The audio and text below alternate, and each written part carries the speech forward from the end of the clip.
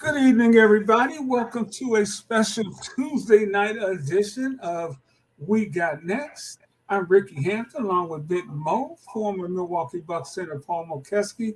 Hope everybody's having a great day. And Mo, it's just boring around here, man. Nothing is going on whatsoever.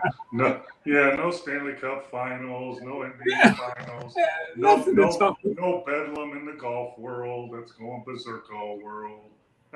Hey, but I can't wait to talk about the finals because before the game yesterday, I remember you posting, "Watch Miami tonight," and I was thinking, which is why you're Big Mo and I'm just Rick. Thinking, I thought Miami's best shot was going to be Game One, and they got beat easily, but they rallied to win Game Two, and we're going to get to that.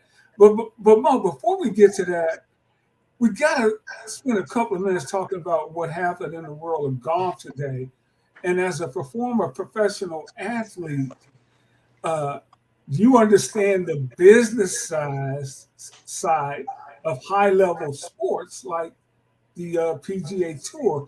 And almost everybody out there now knows the PGA Tour has merged with the Live Tour after going back and forth the last year saying this was never going to happen. In fact, Mo, let me play this for you. In the New York Post yesterday by Brian Wacker about a 9/11 coalition of families and survivors of the 2001 terrorist attacks. 9/11 families united. And let me set this up too. This is PGA Tour Commissioner Jay Monahan talking to Jim Nance regarding the situation with Liv. This was just about a year ago. A letter to the representatives of Phil, Dustin, Bryson, Reed, and others, quote, expressing their outrage towards the golfers for participating in the new league and accusing them of sports washing and betraying the United States, end quote. And that's gotten a lot of steam over the last 24 hours. That story first reported again in the New York Post. How much did you talk to your players about the possible ramifications if they sign on with the new league? Well, I talked to players. I've talked at a player meeting, and I've talked to a number of players individually for a long period of time. And I think you'd have to be living under a rock to not know that there are significant implications. And as it relates to the families of 9/11, I have two families that are close to me that lost loved ones. And so my heart goes out to them. And I would ask, any player that has left or any player that would ever consider leaving, have you ever had to apologize for being a member of the PGA Tour?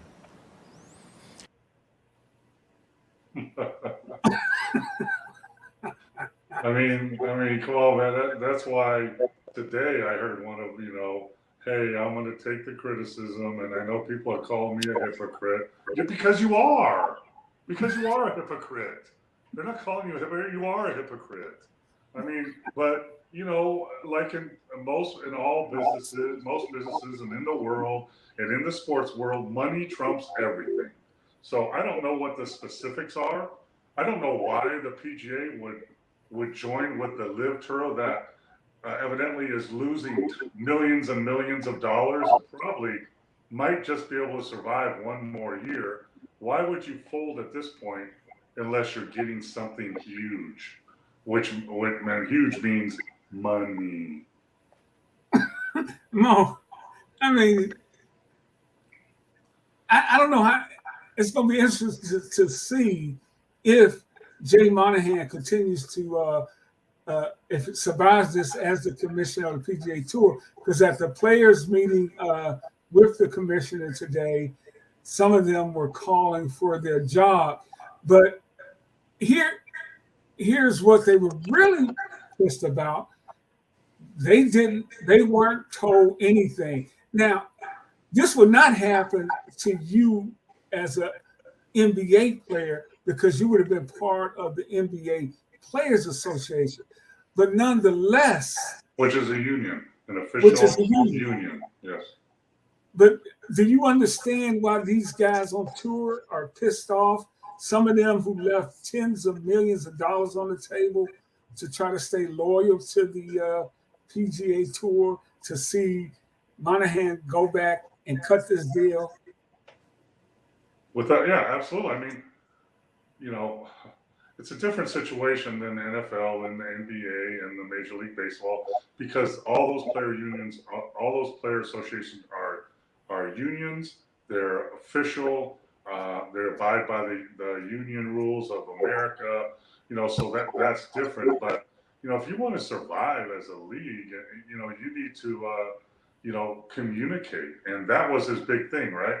I like to communicate with my players, and you know what? If I was a player and I left tens of millions, hundreds of millions of dollars.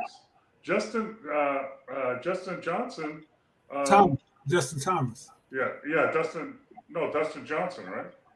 Dustin Johnson took $100 million. Yeah, and Justin Thomas could have JT could have made $100 million, but he stayed. But Justin Thomas took $100 million and then made $30 million on top of that.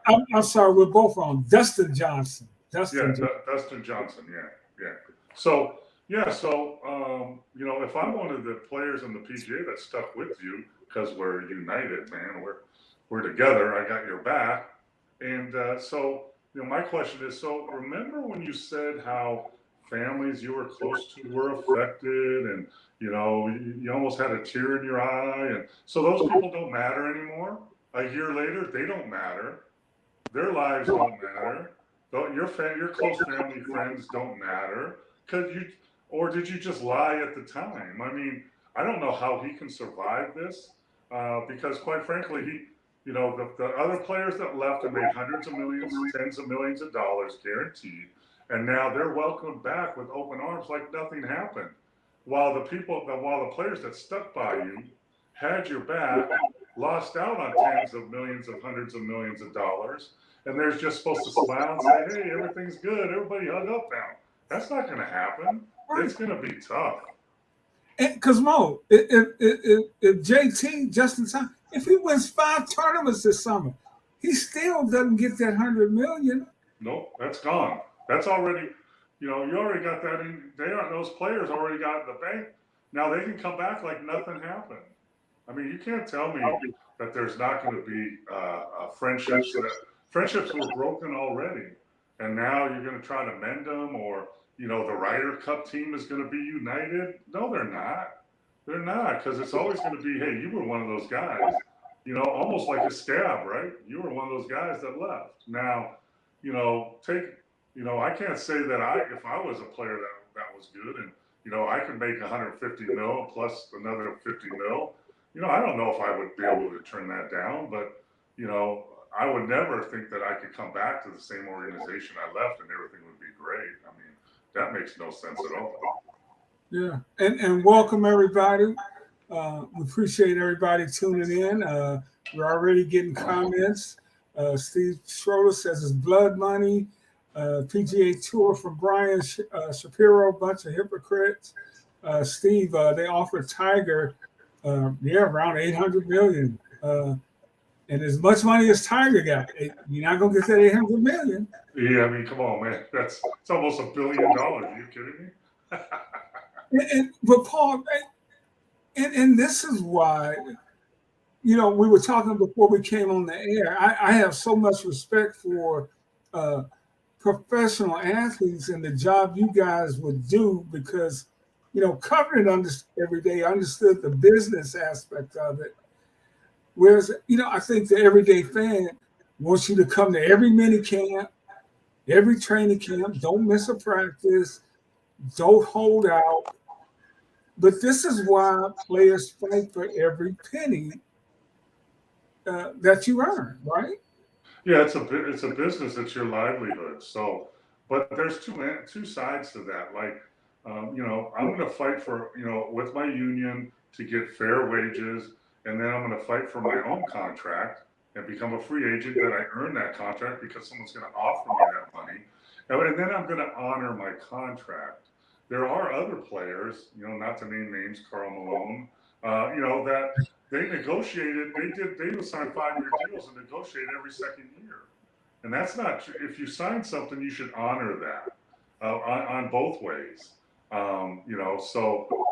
There's both ends, but people. This is people's livelihood, and you look at the LeBrons and all those players. And come on, Curry's.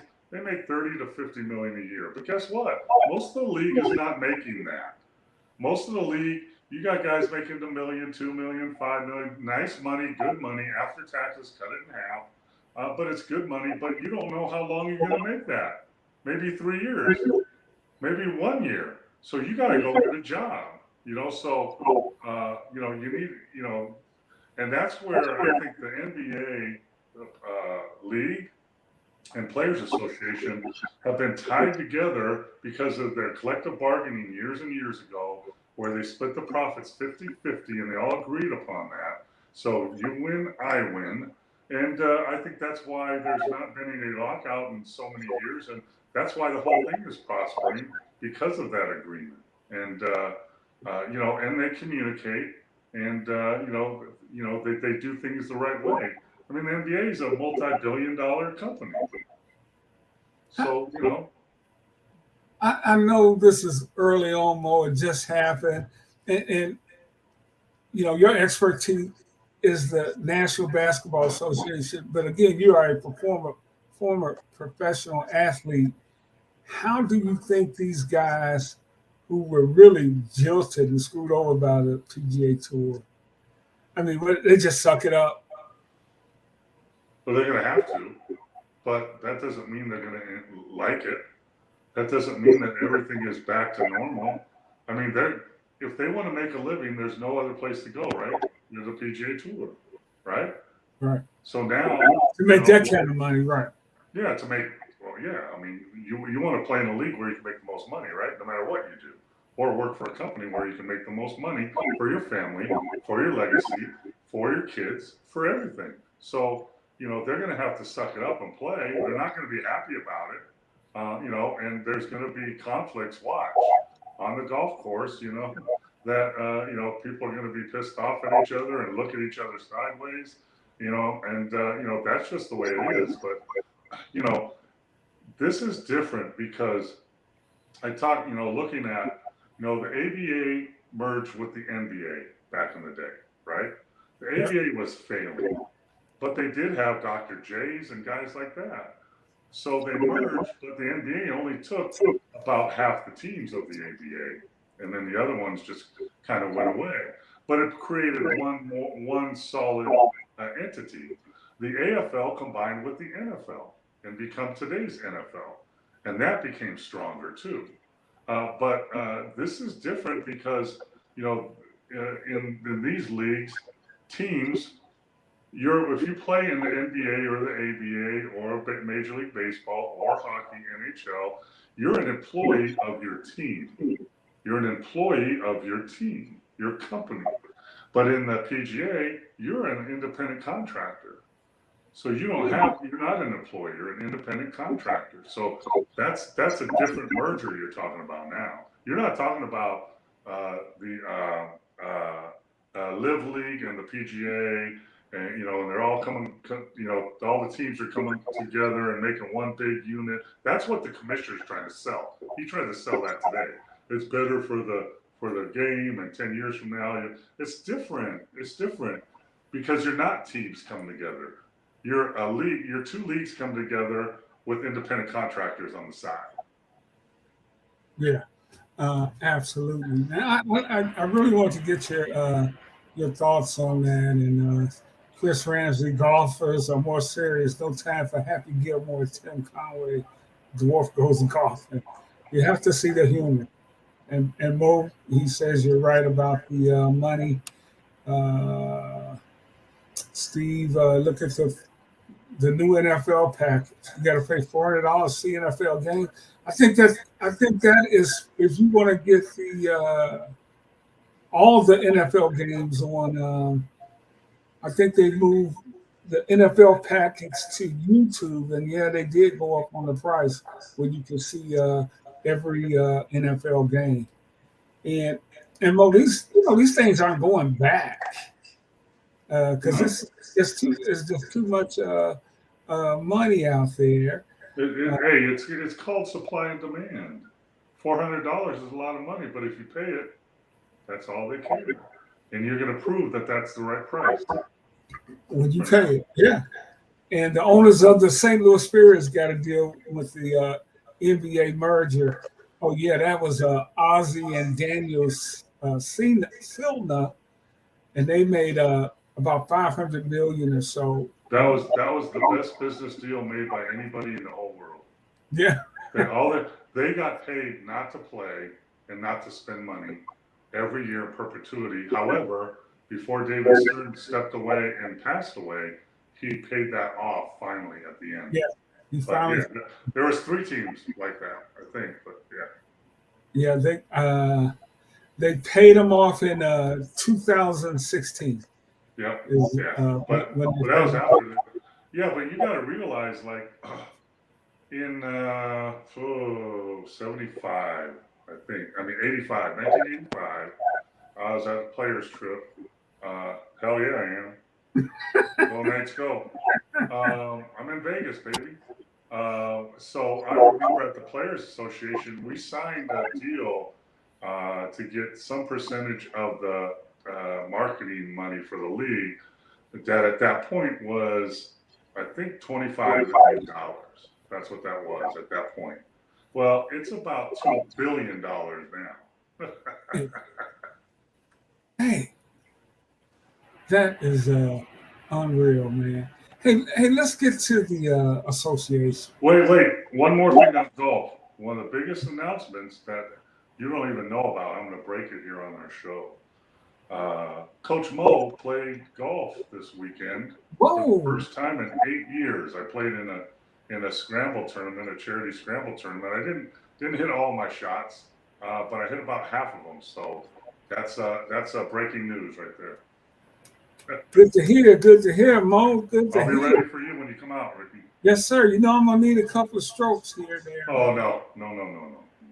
Yeah, I'm 66 years old, but my golf swing is about 100 because it's only arms. I'm the guy that hits it 150 and that's it. 150 yards. we'll talk about it. But hey, Miami Heat game 2. Everybody thinks they're going to get run over, but lo and behold, the Heat emerged in the altitude with a 111-108 victory over the Denver Nuggets to tie the series at 1-1 as they head back to Miami. And my man Big Mo called it that day. And I don't know what the hell. When I read what you said, I'm like, dude, this ain't gonna happen. What did you see, and why does it happen in game 1? You got to look at. See, I thought they could sneak away game 1, but both teams played terrible. By the way, Denver played bad too. Denver in played game bad 1 too. or What's that? game 2? Which 1. game? Game 1. Okay. Both teams played horrible. The first half of game 1 was a joke, hard to watch. It was terrible. They're all missing shots. Miami, but Miami played worse. Miami played as bad as they could play in game 1, right? And I mean, they shot 40% from the 2, 33 from the 3. They shot 100% from the free throw line, but they only shot 2 free throws the whole game, too. Yeah. And Denver shot 20. So Denver was a plus 18 at the free throw line. So, they ended up only losing by 11, but they played horrible. Butler had 13 points. Martin had 3. Strus had 0. Robinson had 3. They were like a combined 2 for 20. And Bam had a great game. Vincent played well. Lowry played well. And Love didn't play.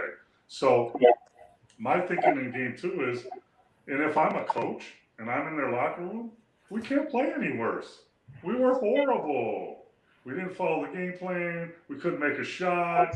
We were horrible. Guess what? We're going to follow the game plan. We're going to add Love to our starting lineup, which was golden. He had 10 rebounds in game 2. And guess what, guys? We're going to make those shots. And guess what's going to happen? The pressure is going to flip flop onto Denver. So, and that's, I could see that happening because of how bad Miami played in game one. That's what. And by the way, from day one, I have the series as Denver winning in game 7 in Denver. That's my call.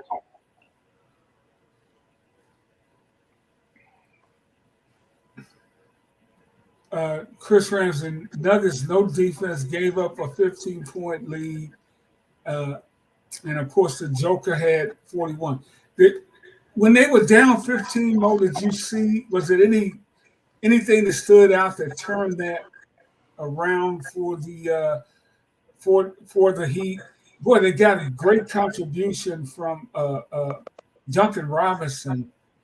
Hit some nice shots for them as they started chopping into that lead. Yeah, I mean,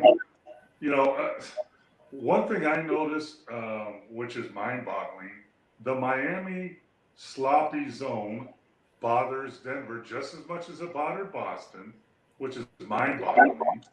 I mean, you take pick and rolls away. Well, not really if you execute them well, but they didn't. The other thing that stuck out was Miami running the same play over and over again. The little Bam catching at the top with the little pin away and curl action.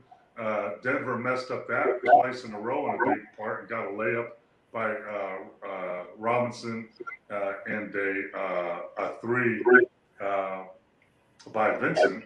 So they were messing up their coverages defensively, and that really stuck out. And Miami wasn't afraid. They just kept playing hard. Miami was way more physical in game 2. Even though Zeller, I don't think he's big enough. I'd rather have played the Turkey kid. But at least he bangs with the Joker. And, great pass like that, unbelievable. But Joker had 41 points, 12 rebounds, but only 4 assists, right? So, that's a big thing. And part of that is in the zone, he's struggling to make passes. But, Miami's not scared. There's no fluke, man. Whoever thought Miami would get swept is a joke. You don't know basketball. If you think Miami beat the Bucks, Miami beat the Boston Celtics. They're not going to get swept by Denver. Both those teams are better than Denver. So, I see this as a series. I think that Denver wakes up. I think that their coach jumped on them for not playing hard. Denver looked scared in the fourth quarter, didn't they? Denver looked like they hadn't been in the finals before, which they have. Miami looked like a team that's been in the finals, which they have. And, they look scared. But I think that's going to flip-flop in game 3 tomorrow. And I think Denver is going to get more focused. And I think Denver wins game 3, and then Miami wins game 4, and let's see what happens in game 5. Okay, Steve Schroeder has Denver in 6. And I like this. I did not see this interview, but I like guys who stand by what they do. I don't know if y'all saw the game interview with Struz, but he was asked if he was worried about missing. He said he was not worried. He would just keep firing it up. And that's what shooters do, right, Mo? Here's what I tell players in the G League. Do what you do. Don't do what you don't do. If you're a shooter, shoot. If you can't shoot, attack the rim. If you're a defender, defend. Do what you do. Don't do what you don't do. And I've told the story a million times. Playing with the Bucks, Brian Winters, one of the best shooters I ever played with from South Carolina. We played in Denver, I think, on a Thursday night or whatever, and he was 0 for 21. And then we go to the Lakers and play the next night, and he was 15 for 21.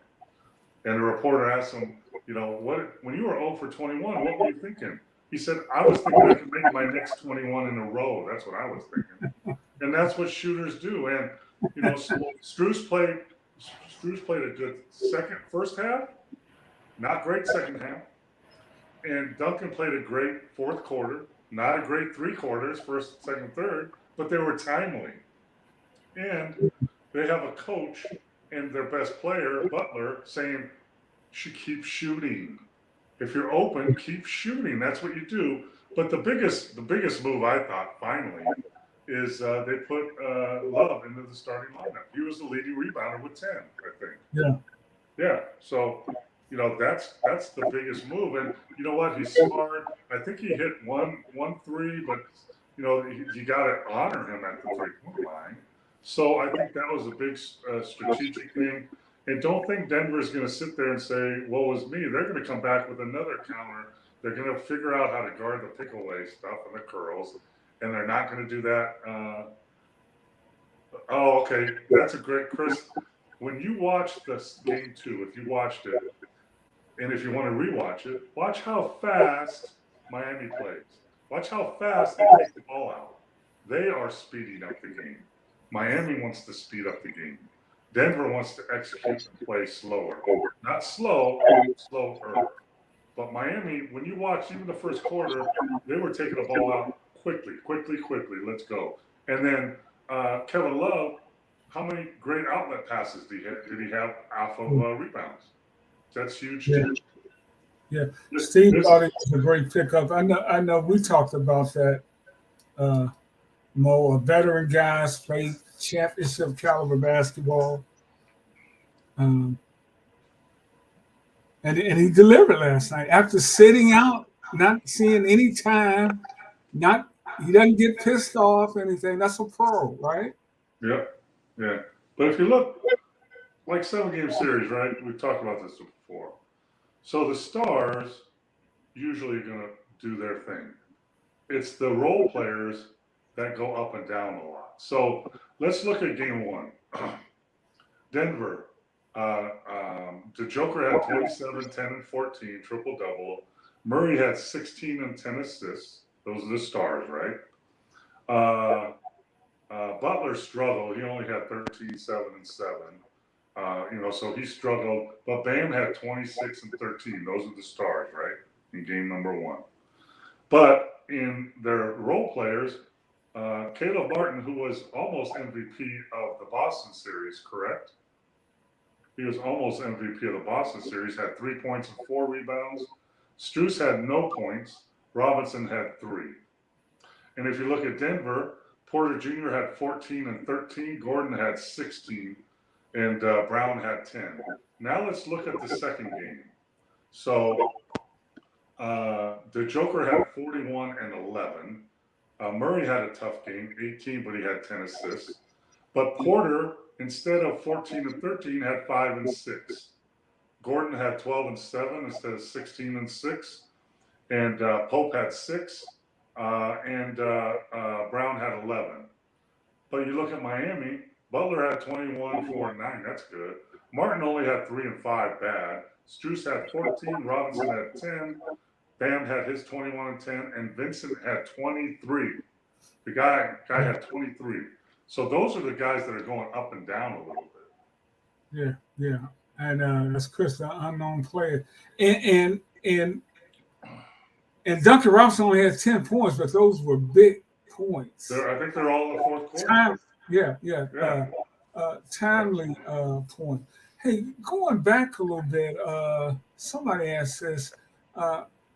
Who was president of the spokesperson in the 80s? I think he's asking the Players Association in the early 80s.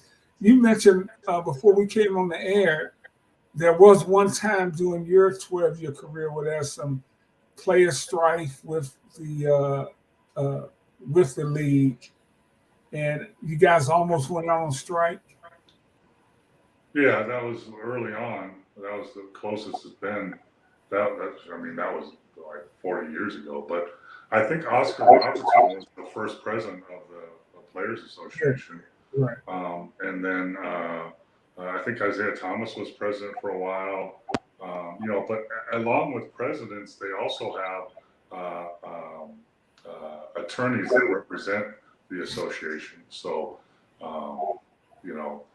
that's the key thing, is to have an attorney that represents it. But and each team has a representative, correct? Each team has a player rep, and they're supposed to, like, say there was a vote. We're going to vote if we're going to strike, right? So this is what's supposed to happen. Every player rep from every team has a vote between their players and on their team, and they report it to the league, to the Players Association, and then they do the count and they decide whether they want to strike or not. That's how it's supposed to work. Yeah. And that's all the things. Whatever comes up, collective bargaining agreement, the same thing. So everybody's communicating, everybody's informed. That was the big thing. Everybody needs to be informed, and that's the difference between what the NBA does and what the PGA did. They didn't inform anybody what was going on. They just did it. Yeah. Yeah. What do you see going into tomorrow's game, man? Like I said, I think Denver's going to come more focused. I think they're going to play better. I think they're going to have an answer to the zone. I think Miami, they're unique, though. A normal team in that situation would relax. Take a deep breath. We got one in Denver. Let's relax. We might lose game 3. Miami's not built that way, though. They're just not built from the top to the bottom. I think they'll be focused, but I just have a feeling Denver wins game 3. I don't know why. Here's a thing that I think will play big for Miami. I think Bam, Butler, all those guys will be okay. Strus, Robinson. Let's see what happens with Caleb Martin. There's my focus right there. Caleb Martin. Remember, he was scoring 20, 25 in the Boston series, and now he's scoring 5 and 6. What happened? Yeah. Well, Caleb Martin can go home and get on a roll and become a big factor. He was the second best player in the Boston series next to Butler. It wasn't Bam. So if Caleb steps up and becomes that guy. Now they have Bam, Caleb, and Butler. That's a tough combo, but we'll see. For some reason, I don't know. I think Denver gets focused. Sometimes teams focus more on the road. They get away from their home. They get in a hotel. I guess they went to a Green's house today that lives about an hour away. He's got some probably mansion, and they had a great dinner and great bonding. That's what they did yesterday or today. Hey, Steve wants to know, what were your union dues? I don't know, man. Probably a couple $100, I think. Probably 5. I don't know, 4, 3. Yeah, you could have made the argument for Martin being the Eastern Conference Finals MVP. He played that well in that. Yeah, I said that. Yeah. It was close. If Butler doesn't have a great Game 7, Caleb gets the MVP of the East Finals. But he's just, where is he? 3 and 5, 4 and 2. Where happened to him? Where'd he go? Hey, there's some other NBA news, or rumors or speculation. No, not in the NBA. Regarding Kyrie Irving and his future with the Mavericks. There's talk of him wanting to join LeBron James in LA. There's talk of LeBron going to Dallas. There's talk of Dallas trading him. You're in that front office, Mo. What do you do with Irving? Because number one, you don't think he and Luka can really play together, right? No, I don't. I think, that's like saying Westbrook fit in with the Lakers. Luka and Kyrie are both point guards, both have to have the ball in their hand, both alpha dogs. So how does that work together? They both play the same position. So, it didn't work last year. It's not going to work this year. So, if I'm in that front office, I'm seeing, can we sign Kyrie and get 2 good players for him? Can we get a knockdown shooter? Can we get a wing defender, a 2-way player? Can we get a legitimate big? That's what I'm doing. What if we could get rid of him and get Brook Lopez as an unrestricted free agent? What about we get him with Luka? What happens then? But I don't see how he fits. He's a great player. We know his antics off the court. He's bounced from team to team. There's a reason for that. So you're recruiting LeBron to Dallas. That's never going to happen. What are you going to give the Lakers for LeBron? The 10th pick? You know, the who is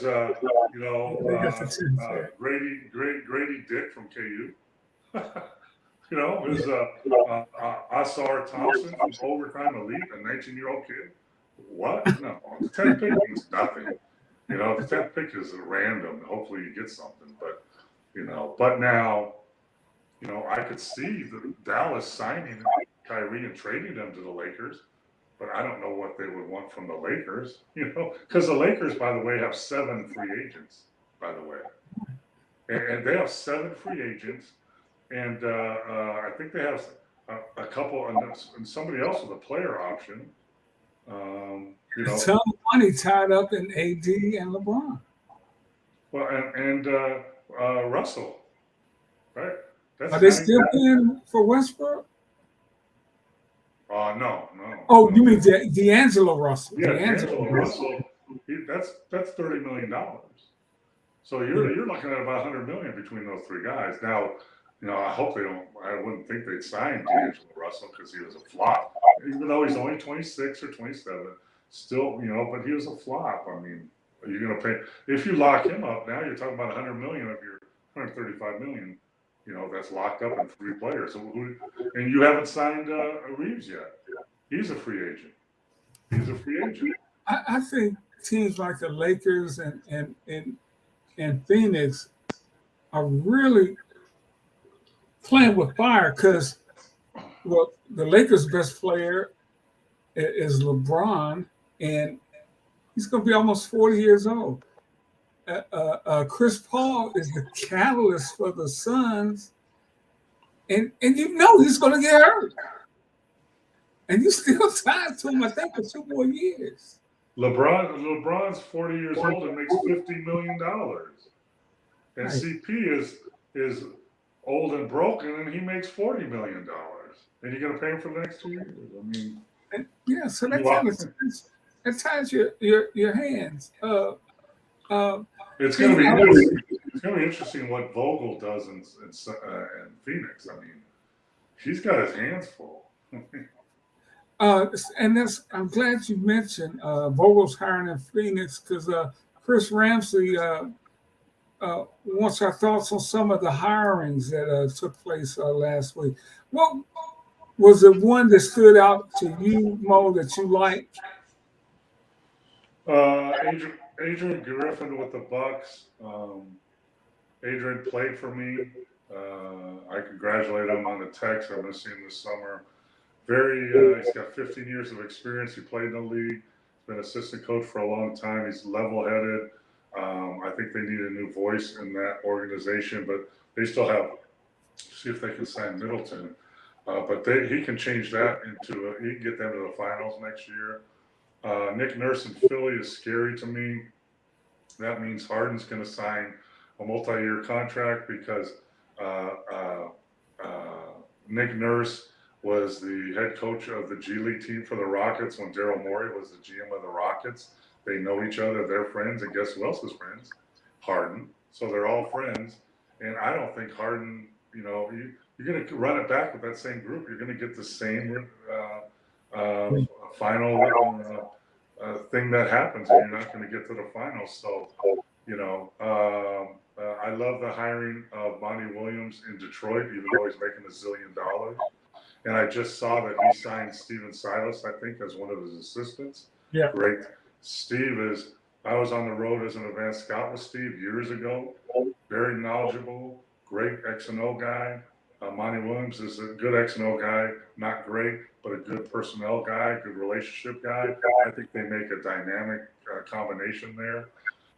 Frank Vogel in Phoenix, toss-up. Like to see someone a little more dynamic there, but you know, if you got KD and you got Chris Paul and then you got Booker, he's in the same boat he was with the Lakers. Not much of a voice and going to get blamed for everything. That's what's going to happen. Watch. He will be fired in a year and a half. Watch. Hey, this is a great question. Do you think, from David Finkel, do you think that Heat's roster is making a mockery of the NBA draft?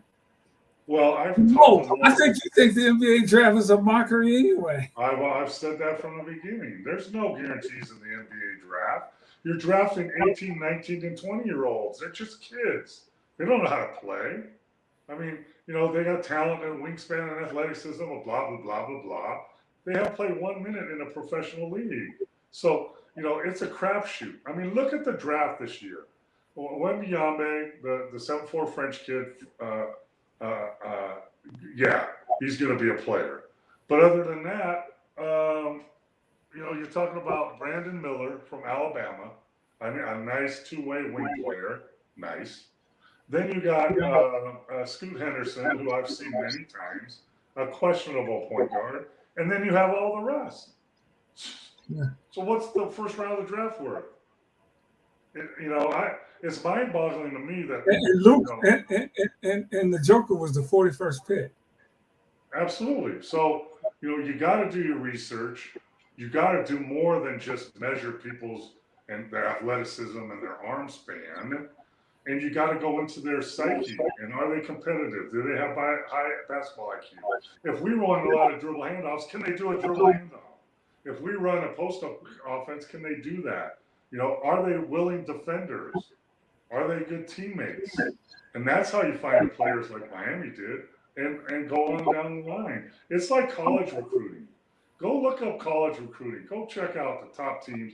All they do is they look at the players out there. Now it's different. It's all transfer portal.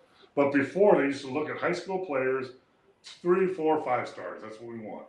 We want 4 and 5 stars. We're going to find the 4. Who's making them 5 stars anyway? Who's doing that? And then how do you know they fit in with you? And how do you know they're real? So, it's lazy to me. And the best teams that have success with the draft, like Miami, like the Spurs over the years, right? Tony Parker, guys like that, are the ones that go deeper into the draft and don't just pick somebody because people are clapping. Oh, great pick, yes.